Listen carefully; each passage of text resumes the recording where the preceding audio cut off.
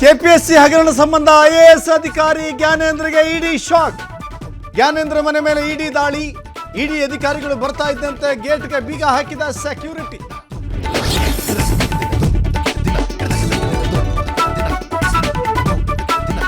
ಕಳೆದೆರಡು ಗಂಟೆಯಿಂದ ಮನೆ ಹೊರಗೆ ಹೋಗದ ಇಡಿ ಠಿಕಾಣಿ.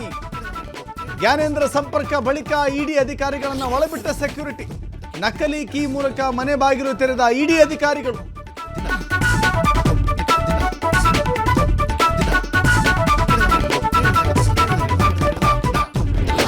ರಾಜ್ಯದಲ್ಲಿ ಮುಂದುವರಿದ ನೈಸ್ ರಸ್ತೆ ವಿವಾದ. ನೈಸ್ ಯೋಜನೆ ಹೆಸರಲ್ಲಿ ಸರ್ಕಾರ ಕಂಪನಿ ಶಾಮೀಲಾಗಿದೆ. ಮಂಡ್ಯದಲ್ಲಿ ಸರ್ಕಾರದ ವಿರುದ್ಧ ಎಚ್ಡಿಕೆ ಗಂಭೀರ ಆರೋಪ.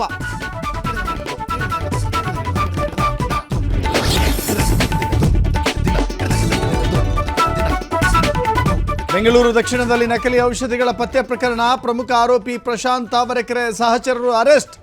ವಿದೇಶದಿಂದ ಔಷಧಿ ತರುವಾಗಲೇ ಅರೆಸ್ಟ್.